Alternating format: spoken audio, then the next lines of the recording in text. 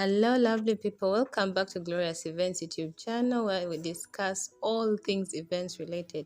Today's topic is a bit controversial to many. The founder of Fabulous Homes here in Uganda yesterday posted photos of her and her now ex-husband having dinner and cutting a cake to celebrate their divorce, which had finally been legalized.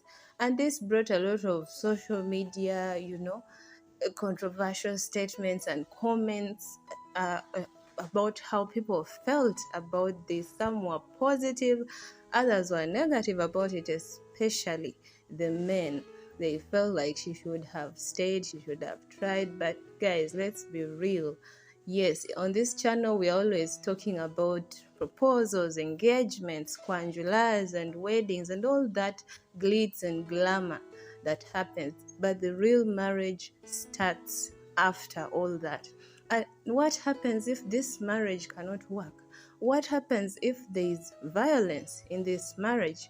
What happens if you're being mentally tortured in this marriage? Do you stay?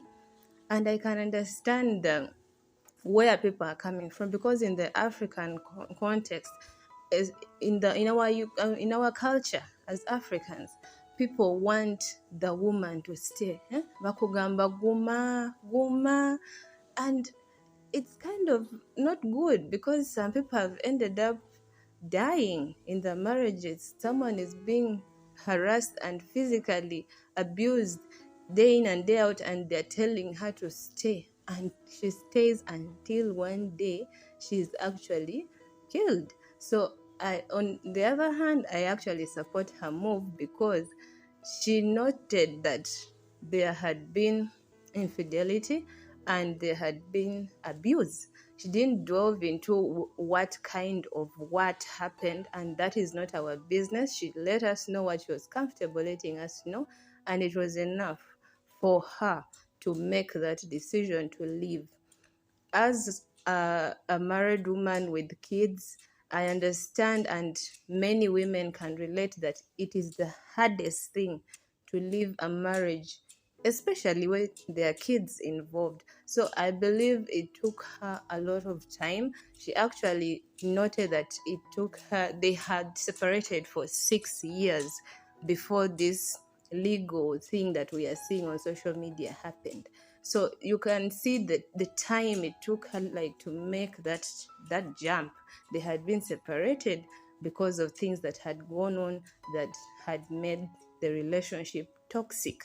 So for me, I applaud her, because this is not the norm.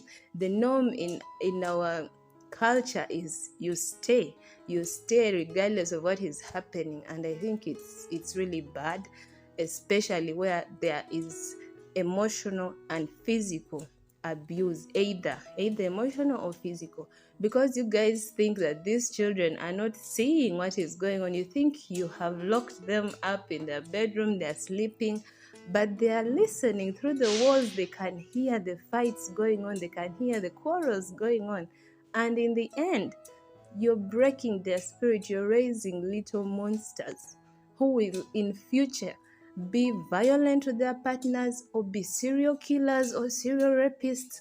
And you're just looking at someone's criminal record and you're like, who hurt you? What happened to you? But if you look closely at their background, you realize something happened in their childhood upbringing that broke their spirit, that changed something about them, and they became that hostile and that bad and wanting to hurt others. So to keep peace, to keep love, to raise kids who are stable in mind, in body, in spirit, they need a peaceful environment. They need a loving environment. So if the relationship is toxic in a way that you feel is not good for the children's upbringing, I would really support someone walking out or divorcing. Even I know people attacked her on social media, who are like, oh, you're a Christian, you're celebrating a divorce and all that. There's a lot of judgment, as it is on social media. You always get positive and negative comments. So also in the Bible, God yes, does not allow divorce, but he recommends it, or he allows it in a situation where there is cheating or there is like abuse.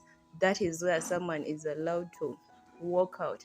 And in the New Testament, Jesus comes to take that away, and he even let a prostitute wash his feet, and he said her heart was more pure than all the Pharisees who were around there.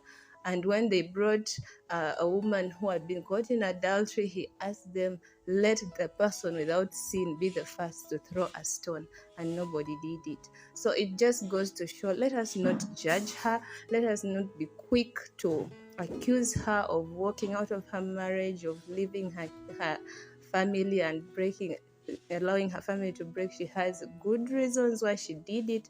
She has reason why she's celebrating it. And it's even, we should actually acknowledge and clap for her, because she is doing it in a very peaceful way. As we could see, they were seated together having dinner, and in a peaceful way, like they're co-parenting and everything is peaceful, and there's a loving environment for their kids, with both their father and their mother co-parenting. So she's doing it right. They are not abusing each other. They're no longer doing things that are toxic for their children. So I think we should applaud them for that. And personally, I know the lady, she's the founder of Fabulous Homes. She encourages us to save, invest, and build beautiful homes. And I'm a part of that. And I admire her leadership, I admire her courage, I admire her independence. And I just wish her the best in the new phase of life that she's going to take moving on. Till next time, bye for now.